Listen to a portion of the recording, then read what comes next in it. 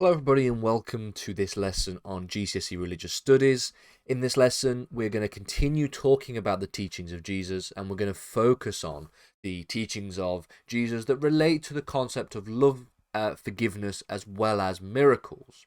Now we're going to provide a number of different biblical quotations as well that you can essentially add to any exam question you would get on this topic. So not only are we going to explain the concepts themselves, some of the different Christian interpretations of these concepts, but then also add them to the biblical quotes that we're going to be talking about by the end of the lesson. So, like I've said, focusing on concepts relating to Christian beliefs in love and forgiveness, as exemplified, of course, by the life and teachings of Jesus. Now, it's very clear from both the practices as well as the specific teachings themselves of Jesus that love and forgiveness are at the center of the Christian belief system that we have. The teachings of Jesus highlights a concept known as sacrificial love, referred to in the New Testament as agape or agape love. Now, the concept of sacrificial love is a love that places God and other people above oneself, and in that sense you are almost being sacrificial in your ways in which you view your position within this kind of system. You position yourself below other people and below God in a sort of sacrificial way. And we can take some quotes from this. We can talk about, from the previous lesson, the quote from Matthew, where it says that you love the Lord your God with all your heart and all of your soul and with all of your mind. Noting here, and then we also talk about the bit at the end of this, which is, of course, you love your neighbor as thyself. Now, of course, from this, you can get to the conclusion that we are talking about a sacrificial kind of love. You're loving in a way that is below that where you place yourself. So you are loving your God with all of your heart, all of your mind, and all of your soul. So you're placing God above oneself, but you're also placing other people above oneself as well, with the second part of this passage, which is obviously the part where we talk about love thy neighbor as thyself. The concept of love and the teachings of love that are presented in the Bible are also linked quite heavily to the concept of forgiveness. And again, we can talk about another example of sacrificial love that is shown here, where in John we say that a new commandment I give unto you, that ye love one another, as I have loved you, and that ye also love another. So again, the translation is slightly different because I've taken this from the King James version of the Bible, but the quotation is very clear. Again, it is talking about loving each other as I have loved you and you also love another person. Again, placing yourself below, in a sacrificial way, the ways in which you love other people, and you almost elevate your love for other people and, of course, your love for God as well.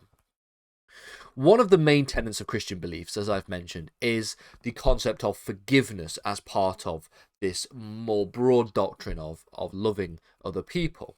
And in the book of John, they say that if you forgive anyone's sins, their sins are forgiven. If you do not forgive them, then they are not forgiven.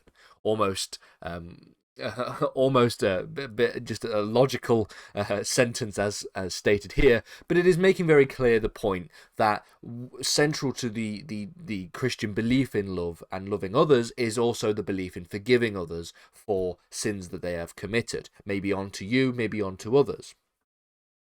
And so we take these from the different ways in which we talk about the life and the teachings of Jesus, and there are different Christian understandings of the teachings of Jesus.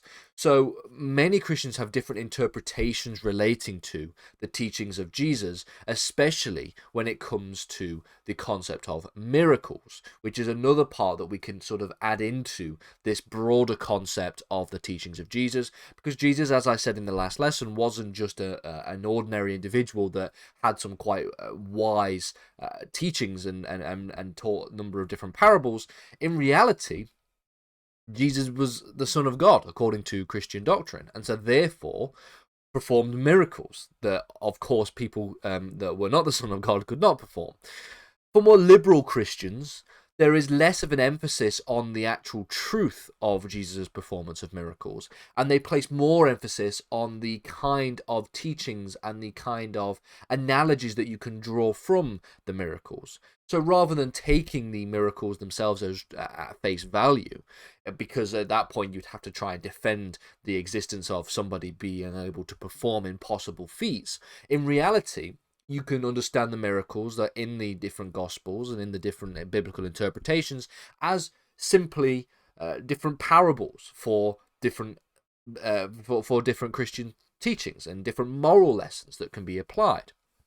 Many liberal Christians don't believe that Jesus actually performed miracles, but rather that the miracle stories are supposed to be more allegorical. They're supposed to be a little bit fictional in the sense that they didn't actually happen in the way that they're described, but their broader moral meaning is much more deep and much more significant. But when we talk about the more conservative Christians or literal Christians who take a much more literal interpretation of the Bible, they will take the performance of miracles that are cited in the Bible by Jesus, and they will take them as face value. They would argue that biblical truth is objectively the case, and that therefore, as a result of this, that Jesus did indeed perform the miracles cited in the Bible.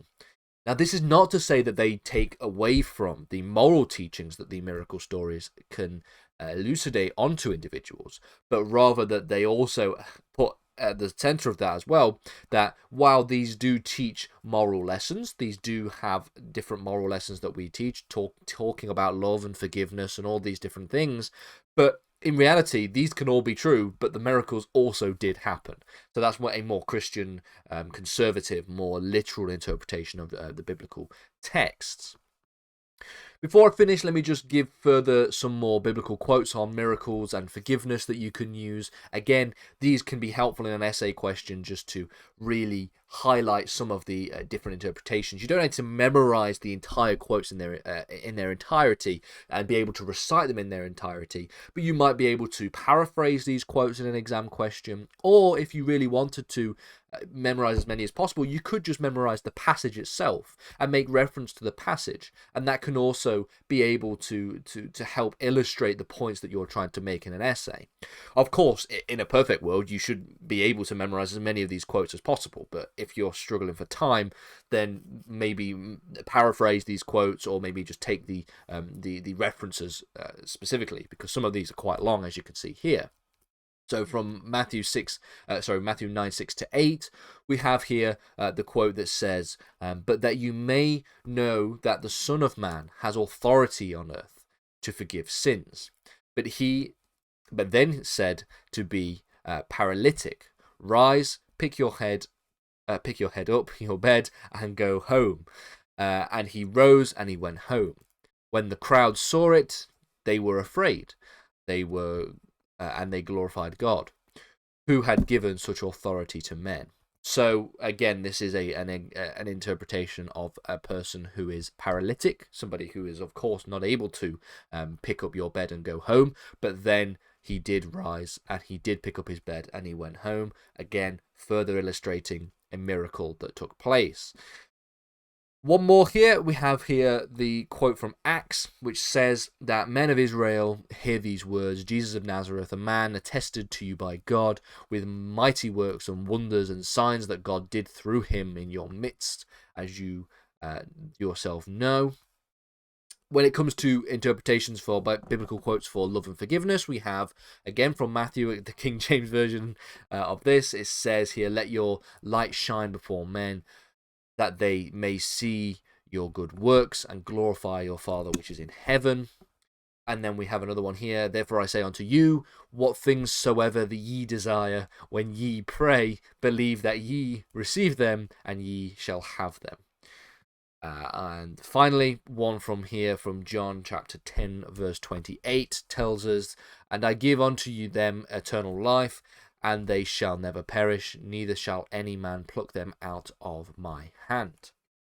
So some quotes here that you can take and you can put into an exam question, or you can write down and memorize. We will be adding more quotes as we go on when we talk about different aspects of the different parts of Christian doctrine. And then when we get onto Islamic doctrine, we'll do exactly the same with the Quran.